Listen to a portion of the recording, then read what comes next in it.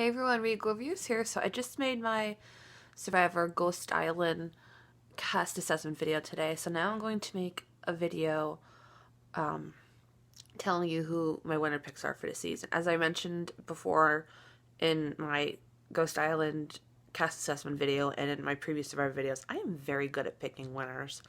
I usually end up, if I don't pick the winner, I usually end up picking 2 out of the 3 in the final 3. And I gotta say, I like a lot of people this season, and it's actually pretty even. I usually get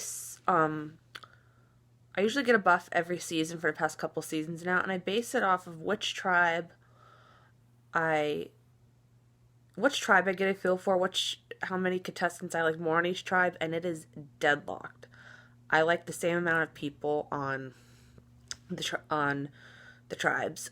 So let's get started. So my first pick would have to be Jonathan Hurley. I love his story. I love his background. I love that he's so open about himself and wants to change other people's perspectives. And I feel like he's going to do well in the game. I feel like he'll be the type that everybody wants to align with, and he'll be a person that basically has no enemies, that gets along with everybody. So I have a feeling he'll go far in the game.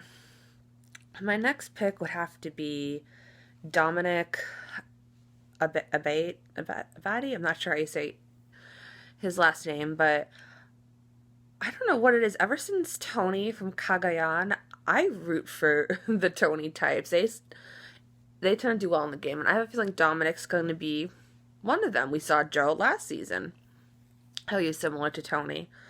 I have a feeling Dominic's going to be definitely one of the leaders and of one of the alliances, and definitely going to be one of the essential people in challenges. I also have a feeling he'll be one of the people to go out and search for idols this season. So I definitely think Dominic will be a threat, but I have a feeling he'll go far in the game. My next pick would have to be Wendell Holland. Yes. I'm just getting really good vibes from him. He seems to be a favorite among Survivor fans so far, and I don't know, just as him, I'm just going solely on vibe, not from anything from his biography. Him, I'm just getting a vibe that I feel like he's going to go far. My other pick would have to be Stephanie Gonzalez. I feel like her backstory is very relatable. She wants to be able to win the Survivor money to better herself so she could purchase a home and she doesn't have to live in crappy apartments. And she also wants to help her mom out. And I love those types who, want to win the money to help themselves out, but also want to give back to others. And I have a feeling that Gonzalez, because there's 2 Stephanies here, so I'm just going to go by last name, that Gonzalez is going to be good in challenges and is going to be, I just think she's going to be really good in the game. Jacob Derwin is also a pick of mine. I did say in my cast assessment video, I feel like he's a wild card. I have a feeling that either he'll be able to blend in well with the tribe and be able to, just be one of the laid back people that goes along with the votes, or he's going to be one of the candidates to be the first one out if his tribe loses, just because from what I'm getting, seems more reserved than other tribe members might be. So other tribe members might say, oh, well, he's quieter or something, let's just get rid of him. So I'm really hoping Jacob can go farther. Let's see, my last pick would have to be Bradley I still cannot pronounce his last name. Bradley Clyde. Um, I feel like he's going to do well in challenges. I have a feeling that he'll be able to get along with other people, and I don't.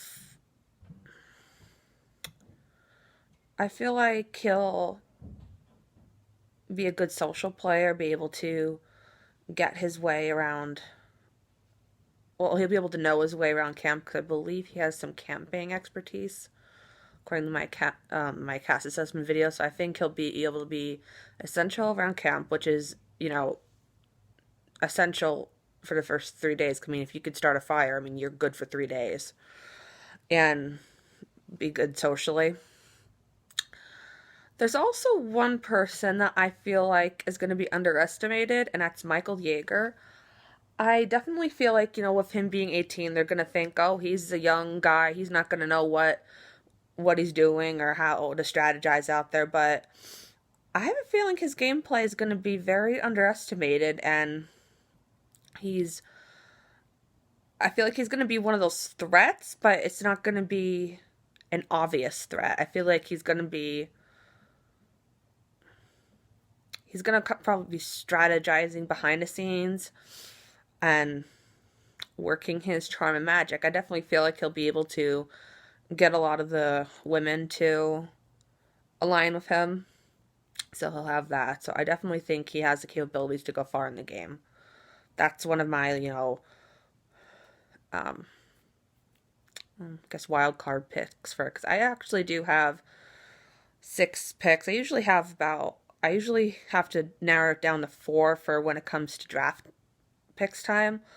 So I think I can narrow it down to 4, but it's very interesting because I like 3 from the Malo tribe and 3 from the Navity tribe. So it's like deadlocked right now, with the exception of Michael, where I'd like more of the Malo tribe. But it's interesting because usually I noticed that I like more of the male contestants this season, and I'm only rooting for one, so that's also interesting to me. So, I might make a separate video once CBS releases their 2-minute video. They usually, talk about themselves and what they'll add to the game. I usually get a better feel once I hear them talking, and you get to see how they act and how they are a little taste of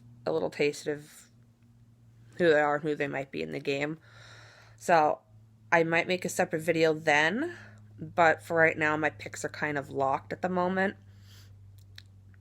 The only other contestant I might be rooting for is Libby, but I have a feeling that she'll be like Figgy and Jessica and fall into that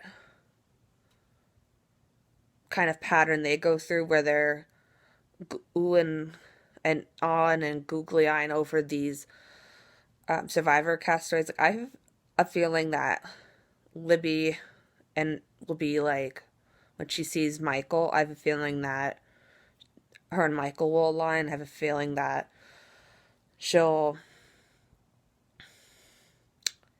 be like Figgy and Jessica from last season, how they aligned with these people and they weren't necessarily great for them or their game, and they end up getting voted off because of it. So I guess we'll have to wait and see. So I hope you guys enjoyed my winners picks video, and congrats to everybody who's made Ghost Island, and good luck to my winner picks. Until next time, stay regal.